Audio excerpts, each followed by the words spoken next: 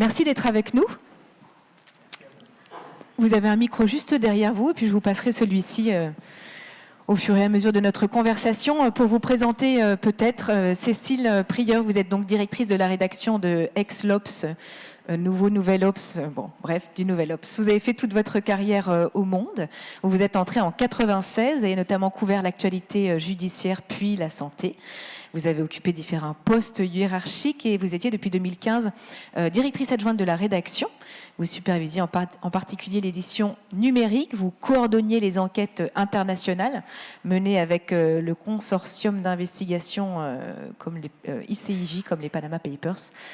Et vous êtes donc aujourd'hui à la direction du Nouvel Obs. Bienvenue.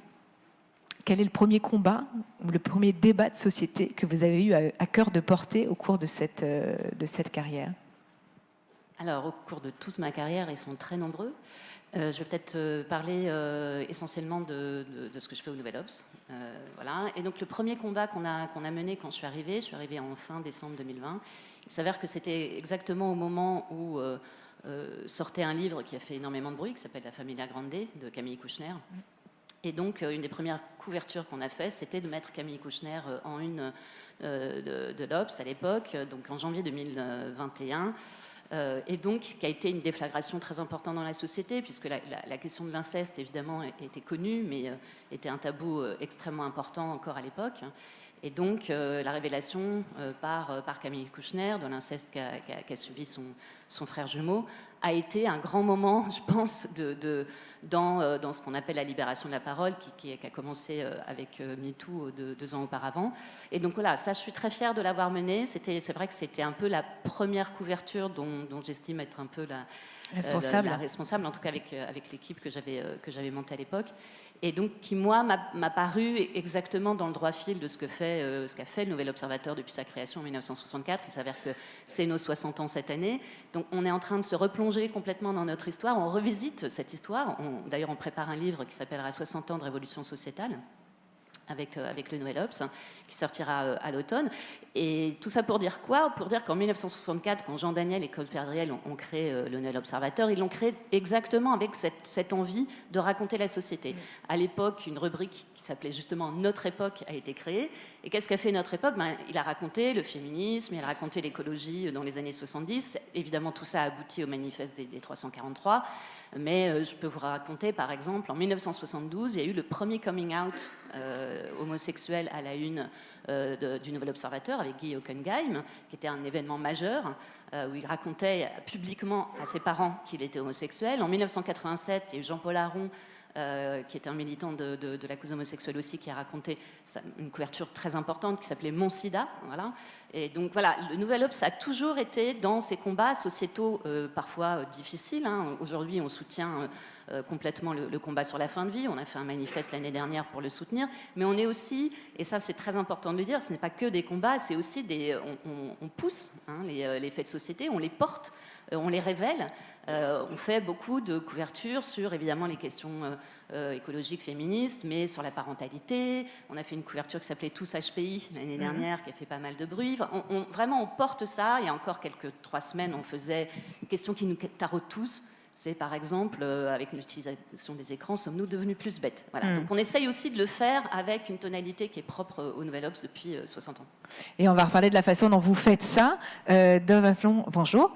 Vous avez fait ce travail rétrospectif. Cécile, je vous propose de passer votre micro. Il y a peu de temps pour Libération, puisque c'était à l'occasion des 50 ans, vous avez retracé les 50 combats menés par le titre. Peut-être avant de revenir un petit peu sur ces différents sujets, pour à votre tour vous présenter. Vous êtes un ancien officier des services de renseignement du Mossad. Vous êtes devenu généraliste israélien, mais pas du Mossad. C'est militaire. Et donc, c'était pendant mon service militaire. Le Mossad appartient au Premier ministre. Je ne m'entends pas très bien avec lui. Tant qu'à faire des distinctions précises, voilà, des précisions utiles. Merci beaucoup et désolé. Vous êtes devenu journaliste après des études de sociologie et de communication à l'Université hébraïque de Jérusalem, justement. Vous avez été un des premiers journalistes au monde à couvrir la culture web, à l'époque, en tenant une chronique qui s'appelait Captain Internet. Vous êtes devenu rédacteur en chef de ce grand journal israélien de 2008 à 2011 et en 2016, vous étiez correspondant à Paris. 4 ans plus tard, vous êtes devenu responsable de la stratégie numérique du quotidien Libération, dont vous avez été nommé directeur de la rédaction par les journalistes, une majorité de 90,8%, ce qui est assez notable, suite au départ de Laurent Geoffrin. Avant, en effet, de se repencher sur, non pas les 50 ans et les 50 combats, mais peut-être celui que vous avez, vous aussi, eu le privilège de porter et dont vous êtes le plus fier aujourd'hui. Oui, c'est d'abord le combat pour Libération même, pour ne pas paraître hypocrite. Et il est assez normal qu'un directeur de la publication se bat d'abord pour son journal. Donc, je pense que je suis d'abord très fier. Nous sommes le journal avec la plus grande progression en France depuis 3 ans maintenant. Et même au niveau mondial, d'après l'organisation des quotidiens de référence en Norvège, Libération est l'un des 5 journaux quotidiens qui a le plus progressé en numérique dans le monde. Donc nous sommes d'abord très fiers de ça, et moi en particulier. Maintenant, en combat, je pense qu'il faut définir un peu qu'est-ce que les combats qui sont précurseurs. Autrement dit, par exemple, aujourd'hui, nous avons une couverture sur Rachida Dati, en questionnant ses contrats avec Orange, alors qu'elle était en poste, et députée. Donc ça, c'est un combat, disons, pour la transparence et contre la corruption. Mais si je demandais à cette salle qui ici est pour la corruption, bien peu de mains vont se lever. On peut essayer. Nous sommes tous, je pense, plutôt contre. Le but, et là je pense que Cécile l'a mentionné, c'est d'être dans des combats qui ne font pas forcément l'unanimité. Et donc, par exemple, je pense à l'appel du 18 juin, parce que nous, on adore les jeux de mots, comme vous le savez, publié en une de Libération en 1976 sur le cannabis. Faut-il vraiment l'interdire?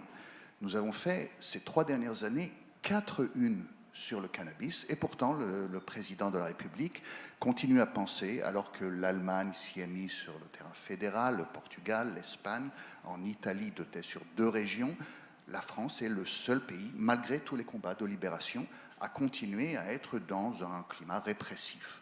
Pourquoi? Parce que il y a cette tendance à comprendre les politiques en disant « ouais, mais vous comprenez, c'est les vieux qui votent, les vieux sont plutôt contre, donc voilà, il a raison de ne pas le mettre en avant. » Faire plaisir au lectorat.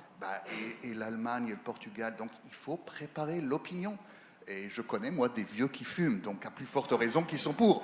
On peut refaire un autre sondage dans la salle. C'est un peu notre rôle, je pense. Pendant que l'Allemagne légalisait le cannabis, on légalisait l'appellation jambon végétal. Cela dit, on fait quand même des trucs. Non, bon. Blague à part, par rapport à cette façon justement de participer à porter haut les débats qui importent aujourd'hui, comment est-ce que vous percevez la capacité de vos titres et de la presse, peut-être en général, justement, à mobiliser l'opinion générale, à exister et à se saisir de cette capacité de caisse de résonance, notamment par rapport aux médias sociaux dont on parle aussi depuis ce matin? Je pense qu'elle est toujours très grande, cette capacité de la presse écrite. Au contraire, peut-être même qu'elle se décuple d'une autre manière. C'est vrai que, notamment, moi, je vais parler de la presse magazine, qui a été une presse de mass média, qui ne l'est plus, puisque les usages du lectorat ont changé. Et là, je parle de l'ensemble de la presse magazine généraliste en France. Je ne parle pas des quotidiens qui sont dans une situation différente. Mais on est passé d'une presse vraiment avec une diffusion massive à une diffusion plus restreinte, mais néanmoins, je pense qu'on est vraiment dans une presse d'influence et d'impact, mais influence dans le bon sens du terme. Je pense qu'au travers justement d'une couverture de magazine, on dit beaucoup de choses, de la manière dont on nomme les choses, la manière dont on les choisit, quel sujet on met en une et la manière dont on les nomme. Et là découle une vision du monde, découle en fait aussi un portage, si je puis dire, c'est un horrible mot, mais en tout cas on porte des sujets de société, on les dévoile. C'est-à-dire qu'on est vraiment aussi, nous, dans la recherche un peu des signaux faibles de la société et de la manière dont on va en faire des vrais sujets. Et ça, je pense que là, vraiment, on a un rôle de journalisme d'impact, mais aussi un journalisme miroir. C'est-à-dire que les gens se voient aussi au travers de nous. Et en se voyant, ils se reconnaissent. Voilà. Et ça, je pense que c'est vraiment très important. Et là, on a un rôle social très important. Évidemment, tout ça se fait aujourd'hui dans une société qui est beaucoup plus fragmentée en termes d'espace public. En fait, auparavant, on avait un espace public qui était extrêmement bien défini, la presse audiovisuelle, la presse écrite, les institutions, les syndicats, etc. Maintenant, c'est très fragmenté. Les réseaux sociaux ont complètement disrupté ça. à tort ou à raison, j'en sais rien, mais en tout cas, je pense qu'il y a beaucoup de bénéfices évidemment à ça, notamment dans la manière dont la société civile s'en est emparée et dont les voix se sont démultipliées. Donc nous, notre travail là-dedans, je ne pense pas du tout qu'on est minimisé. Notre travail, c'est de rendre sens de ça aussi, raconter ça et aussi donner sens à ça. Voilà. Et ça, je pense que c'est vraiment quelque chose sur lequel on est attendu. Et, pardon, et j'en finis, je pense que nous, on a un rôle de tête avancée de la presse pour ça, notamment dans la presse d'enquête. Dove, je vais te tutoyer, pardon. Tu citais l'enquête que tu as fait sur Aujourd'hui en Une. Il y a un mois encore, on faisait aussi une couverture sur Rachida Dati. Donc, le même journalisme d'impact par l'investigation qui est extrêmement important. Je pense que c'est la presse écrite qui le fait en France, ce travail. Et un travail de dévoilement des faits qui est repris en écho par la presse audiovisuelle, qui elle-même est repris par les réseaux sociaux, etc. Donc je ne pense pas du tout que notre influence se limite à notre diffusion, même si elle reste importante et j'en suis très, très fière et très contente. Et j'appelle tous les lecteurs à nous rejoindre, évidemment. Mais je pense que là aussi, les marques ont quelque chose à faire là-dedans. Parce que dans le Nouvel Observateur, par exemple, dans les années 70-80, a été vraiment le journal de la société de consommation, de la libération de la société. Beaucoup de marques l'ont rejoint à ce moment-là. Et je pense que c'est très important de continuer à soutenir les médias qui font ce travail de raconter, dévoiler les faits de société. J'allais juste vous demander par rapport aux signaux faibles et notamment aux colloques, aux rencontres du Nouvel Obs que vous organisez dans quelques mois, justement, peut-être en quelques bullet points, les combats que vous portez, ou combats ou plutôt sujets que vous portez en haut de l'affiche.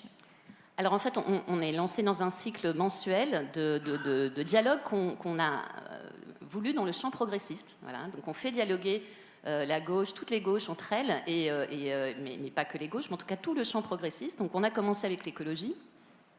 Dans un mois, on va faire l'immigration. On fait des grands thèmes comme ça, la laïcité, la question des genres, de l'égalité homme-femme, la question de la démocratie, des institutions. Et toutes ces questions, on va les retravailler dans un colloque, donc dans le colloque de notre anniversaire, dans nos 60 ans, fin novembre, où là, c'est vraiment, on appelle tous nos lecteurs, tous les acteurs. On sera dans un moment politique important aussi. Ce sera la post-européenne. Et donc, on sait tous que les 3 prochaines années vont être extrêmement importantes. Donc, ce colloque aussi s'inscrit là-dedans. Merci beaucoup. Pour revenir justement aux 50 ans et aux 50 combats dont on ne va pas faire la liste ici, mais ils ont été nombreux, du mariage pour tous au non à Le Pen, des luttes féministes au changement climatique ou du temps de travail sans papier. C'était juste la baseline de votre exposition. Aujourd'hui, la rédaction pousse. Quels sont les sujets que vous avez envie de voir pousser par votre rédaction ou ceux que la rédaction vous pousse à embrasser ? Je pense que c'est flagrant avec la venue de jeunes journalistes donc, qui sont de plus en plus diplômés, mais aussi de plus en plus idéologues par rapport à la génération précédente. Et on voit dès le départ que l'environnement est la première pensée quand ils se lèvent le matin et la dernière pensée quand ils vont se coucher. Ça travaille cette génération de journalistes sur tout angle. Même si on envoie quelqu'un effectivement faire un reportage sur le naufrage de migrants à Calais, il y a un angle écologique qui va être dans son papier. Et ça, je pense que c'est la presse progressiste qui l'a amené, mais c'est aussi cette jeune génération de journalistes qui nous pousse à ça. Et la rédaction est très attentive à ce combat-là. Mais en règle générale, souvent, les réseaux sociaux, on essaye de dire... Oui, ça fait partie de notre combat, c'est bien qu'ils soient là, ils ont aussi des avantages. Bon, je veux bien, mais ils ont aussi énormément d'inconvénients. Et d'une certaine manière, le camp de la raison, dont Alain Veil parlait avant, se trouve dans un état où il faut toujours expliquer les faits, le contexte, les chiffres, quand on est un journal. Parce que sur les réseaux sociaux, ça va être au contraire une phrase tirée de là, une capture vidéo. Je pense que du coup, ce n'est pas seulement les journaux qui ont un rôle à jouer, si je peux me permettre, les annonceurs et les publicitaires ont un rôle dans le camp de la raison. Il y a là des gens qui n'ont pas mis une page de pub pour Libération depuis 3 ans. J'ai la liste, donc je vais lire leur nom. La liste est... Combien sont-ils ? Je ne le ferai pas, mais je pense que quand on se dit nous faisons partie du camp de la raison, nous voulons montrer les chiffres, le contexte, les faits, les vaccins marchent, des phrases aussi simples que ça se retrouvent face aux réseaux sociaux à être tout le temps challengées, pour ne pas dire démenties. Et donc on a un combat à mener, nous tous, pas seulement la rédaction de Libé. Et c'est un peu ça que nous essayons de faire. Merci beaucoup. Et je pense qu'il y a aussi un combat dont on parle beaucoup ce matin et dont on aimerait aussi entendre parler en dehors de nos rédactions et de cet écosystème qui est ce sujet. Et on parlait de pédagogie, justement, d'éducation aux médias. Voilà, moi, c'est un petit appel personnel puisqu'on en est là, on est ensemble, j'en profite. Merci à vous deux d'avoir été avec nous ce matin.